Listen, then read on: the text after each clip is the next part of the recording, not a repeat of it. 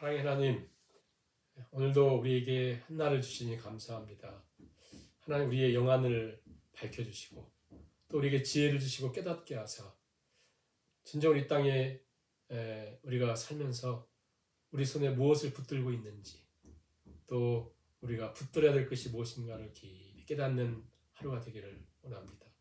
하나님이 없는 세상 사람들의 화려함에 우리의 시선과 생각을 빼앗기지 않게 하시고, 하나님과 함께함이 인생의 참된 복임을 깨닫고 믿음으로 이 하루를 살아가고 또 하나님의 은총 가운데 걸어가는 주의 백성들 다 되게 하여 주옵소서. 오늘도 말씀으로 인도해 주시기를 간절히 바라오며 예수님의 이름으로 기도하옵나이다. 아멘. 찬송가 95장 찬양 드리시겠습니다.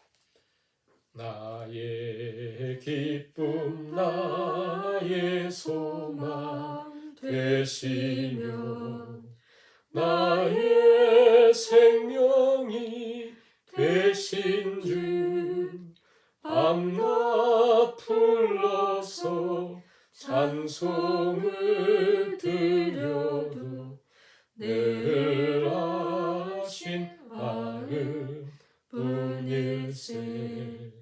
나의 사모하는 선한 목자는 어느 꽃다운 동산에 양의 무리와 늘 함께 가셔서 기쁨을 함께 하실까.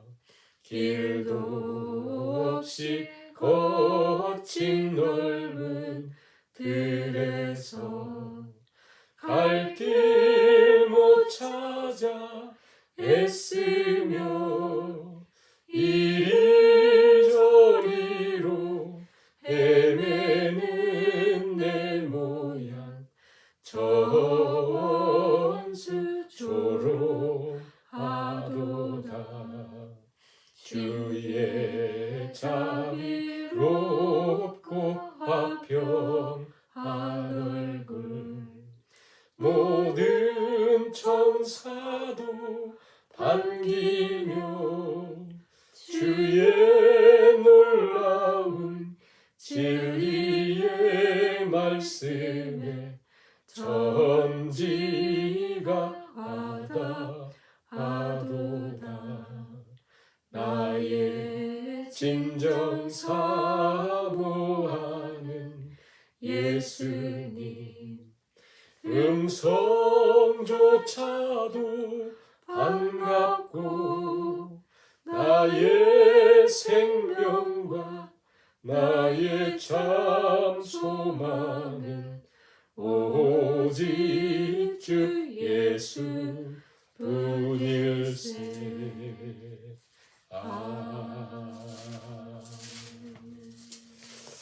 하나님 말씀 창세기 36장 1절에서 5절까지 말씀을 공독하시겠습니다. 36장 1절에서 5절입니다. 에서 곧 에돔의 족보는 이러하니라. 에서가 가나안 여인 중 헷 족속 엘론의 딸 아다와 히위 족속 시브온의 딸인 아나의 딸 오홀리바마를 자기 아내로 맞이하고 또 이스마엘의 딸 느바요의 누이 바스맛을 맞이하였더니 아나는 엘리바스를 에서에게 낳았고 바스맛은 루엘을 낳았고 오홀리바마는 여우스와 얄람과 보라를 낳았으니 이들은 에서의 아들들이요 가나안 땅에서 그에게 태어난 자들이더라. 아멘. 오늘은 우리가 창세기 36장 말씀을 통해서 하나님의 은혜를 생각하도록 하겠습니다. 보통 36장은 아마 신앙생활 하면서 주일날 예배 시간 설교 들은 적은 아마 거의 없었을 거예요. 왜냐면 36장 대부분 건너뜁니다. 36장. 그리고 37장으로 갈 때가 굉장히 많거든요.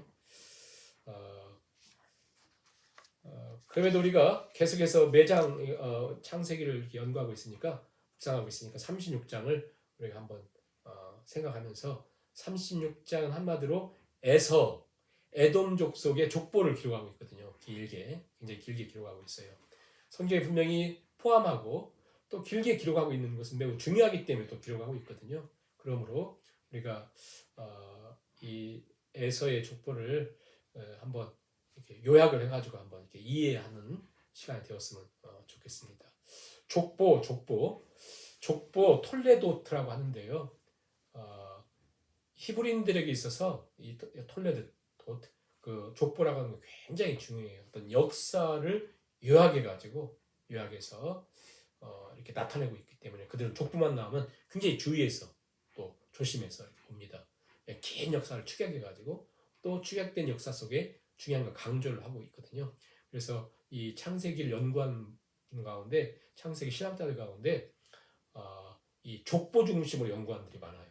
너무 중요하니까 족보 10개 족보가 있거든요. 그래서 이제 그 이삭의 족보 이삭이 35장에 죽지 않습니까? 그래서 이삭의 라인 이제 끝났다. 그러면 이제 야곱 이삭의 그다음 후손인 그 하나님이 선택한 야곱을 통해서 그 족보 성경 번역은 약전이라고 했어요. 야곱의 족보 야곱의 약전 일환이 하면서 요셉이 나오거든요. 그게 37장에 나와요. 이제 요셉의 스토리가 이제 끝날 때까지 진행되잖아요. 근데 그러기 전에 36장에서 에돔 족속의 족보를 얘기해요. 왜냐하면 그게 이제 창세기에서 계속 그 반복이 되고 있거든요. 예를 들어서 셈의 족보를 얘기할 때 셈 노아를 통해서 축복받은 하나님 라인 축복의 라인 셈을 얘기하기 전에 먼저 함과 야벳을 얘기하거든요. 그러면서 이제 그 셈을 등장시키고 그 다음에 이삭 족보를 얘기하기 전에 누굴 얘기해요? 이스마엘 얘기한 다음에 그 족보를 얘기한 다음에 그 다음에 이삭을 했었잖아요. 지금도 야곱 족보를 얘기하기 전에 에서를 얘기해요. 왜?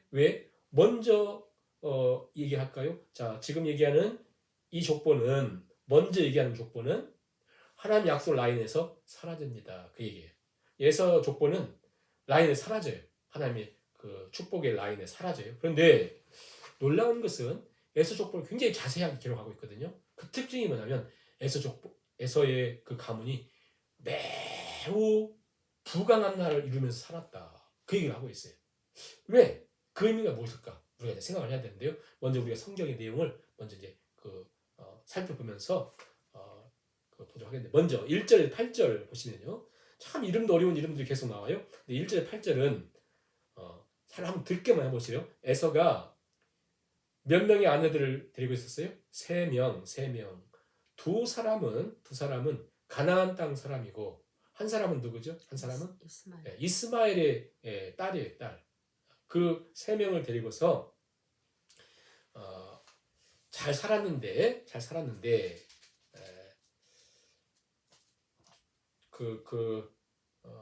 중요한 것은 6절, 7절, 8절 한번 읽어보겠습니다. 여러분들 이걸 잘 기억하셔야 돼요. 에서가 자기 아내들과 아내들 셋이에요. 자기 자녀들과 자기 집의 모든 사람과 자기 가축과 자기 모든 짐승과 자기 가나안 땅에서 모은 모든 재물을 이끌고 그의 동생 야곱을 떠나 그렇죠? 야곱을 떠나 가나안 땅을 떠나요. 가나안 땅 약속의 땅을 떠나죠. 그리고는 두 사람의 소유가 풍부하여 함께 거주할 수 없음이더라. 굉장히 이제 한마디로 여기서는 떠나는 이유를 야곱도 굉장히 뭐가 풍부하고 에서도 풍부한데 에서가 마치 자기가 인심 쓰듯이 난 저 산 쪽으로 갈게 하고 간 것처럼 보여요. 중요한 건 뭐냐면 에서는 아내들을 얻을 때도 마찬가지고 떠날 때도 마찬가지고 하나님 약속이 없어요. 하나님 말씀이 없어요. 장자권도 그냥 팔아버리잖아요. 그러니까 그에게는 뭐 이사를 가든 어디 직장을 얻든 어딜 가든 그런 하나님 약속, 하나님 뭘 원하실까 이런 것이 없었다는 거예요. 그런데 떵떵을 잘 살았어요. 그것은 나중에 제가 결론을 말씀드릴게요. 아무튼 그랬다. 세일산으로 가서 살았다. 자, 한번 물어보겠어요. 에서는 가나안 땅에 살았나요? 아니면 세일산으로 갔나요? 에서는 세일산으로 갔어요. 자기는 많은데 그냥 내가 세일산을 갖게 하고 간 것처럼 보여요. 세일산을 갔다 그렇게 하시고요. 그 다음에 9절부터 14절까지 보니까 이 세일산에 거하게 된 그 에서의 자손들에 대한 기록이 있는데요. 먼저 에서는 3명의 아내로부터 5명의 아들, 10명의 손자를 얻는다고 하는 이야기. 이런 얘기가 계속 반복돼요. 반복돼. 아무튼 그 3명의 아내로부터 아들 몇 명이요? 5명. 그리고 10명의 손자를 얻었다. 야곱은 아들이 몇이에요? 야곱은 아들이 12. 그렇죠. 12 족장이잖아요. 그런 것처럼. 그 다음에 15절부터 19절까지 보면 에서의 후손들을 보니까 족장들의 이름이 나왔다. 이게 무슨 말이냐면 에서의 후손들이 큰 가문을 이뤘다. 그거예요. 큰 가문을 이뤘다. 에서의 장자 엘리바스에게서 6명, 그리고 그의 아들 루엘에게서 4명, 에서의 아내 오홀리바마에게서 3명의 아들이 다 족장이 되었다. 그러니까 자, 제가 정리를 해드릴게요. 야곱과 함께 있을 수 없어서 너무 가진 게 많아서 세일산으로 갔다. 세일산에 머물면서 그 후손들이 족장이 되었다. 자, 여기까지 그걸 기억하시면 되고요. 그 다음에 20절부터 30절까지 보니까 20절, 30절에는 그 세일산이 있잖아요. 세일. 자, 지금 야곱은 지금 어디로 왔어요? 가나안 땅 왔잖아요. 이게 우리 땅이 아니잖아요. 마찬가지로 에서가 가족들을 데리고 굉장히 은근히 많은 가운데 세일산을 갔을 때 세일산에 누군가가 살고 있을 거 아니에요. 그건 내 땅이 아니니까 누군가 살고 있죠. 세일산에 그게 누가 살고 있었냐면 세일이라는 사람이 그것을 만들었는데 이 사람이 시조고 누가 사냐면 호리 족속이 그것을 살고 있었어요. 자, 그러면 물어볼게요. 그러면 야곱이 지금 거하고 있는 아브라함과 이삭과 야곱이 살았던 이 땅, 가나안 땅에 누가 살고 있었어요? 가나안 7족, 7족속이 살고 있었어요. 세일산에는 호리 족속이 살고 있었어요. 그런데 지금 갔잖아요. 갔는데 20절에서 30절까지는 세일산의 원주민인 호리 족속들에 대해서 기록을 하고 있습니다. 그러니까 그 호리 족속들이 이렇게 있었다. 그런데 호리 족속들이 그곳에서 족장들로 떵떵거림이 있었는데 여기 놀라운 변화가 생겨요. 그 호리 족속이 있었던 그 땅에 에서가 가서 그 아들들이 족장을 형성하면서 그 원래부터 있었던 그 사람들이 에서의 후손들에 의해서 소위 복종하는 관계가 돼요. 에서가 얼만큼 힘이 있었어요. 아들들이 다 족장도 하고 원래 있던 족장들이 아예 복종하는, 수하에 들어오는 이런 엄청난 일들이 있었다. 통합돼요. 그래서 신명기 2장 12절에 보면 이런 말씀이 한번 잘 들어보세요.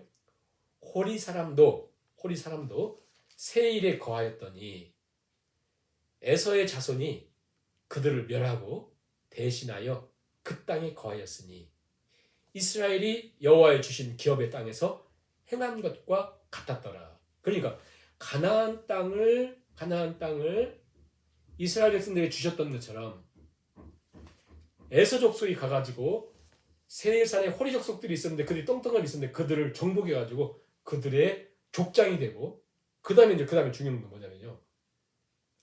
31절부터 마지막에 보면 어떤 말씀이 나오냐면 그곳에서 거주하던 그들이 호리 족속들을 아예 싹 흡수할 뿐 아니라 이제는 에돔 왕국이 되었다. 여러분 에돔 알죠? 에돔이라고 할 때 나중에 이제 이스라엘이 이렇게 광야 방황할 때 괴롭혔던 사람들 에돔이거든. 에돔. 이미 에돔 왕국을 형성하고 있었어요. 에서의 후손들이 거기 왕으로 있었다는 거예요. 엄청나죠? 그들이 그러한 세력을 형성하고 있었다. 자, 중요한 건 뭐냐면 분명히 야곱과 에서 가운데 하나님이 야곱을 선택했다고 하고 에서는 하나님이 소위 그냥 놔두는 버림받은 자와 똑같잖아요. 너희 에서처럼 망령되이 행하지 말라. 신약성에 계속 얘기하잖아요. 자, 그런 관계인데 자, 야곱의 후손들 보세요. 야곱은 계속해서 지금 가정들 보세요. 완전 큰 아들이 서모를 이렇게 하고 둘째, 셋째는 살인자가 되고 편하고 아무튼 근데 여기는요 아들 낳는데 어려움도 없었고 그냥 그 땅 정복하는데 어려움도 없이 그냥 다 정복하고 왕국을 형성하고 나중에 어떻게 되냐면요. 자, 여기에 37장부터 보세요. 무슨 내용이 나오는지. 야곱 가정에 선택받은 야곱 가정에 요셉이 팔려가지고 형들에게 팔려가지고 참 비극 아니에요? 팔려가지고 저 애굽에 지내면서 흉년이 와가지고 야곱이 가서 그곳에 빌부터 지내면서 애굽에서 430년 동안 종살이를 합니다. 그렇잖아요. 자, 그때에 에서 족속은 뭐였어요?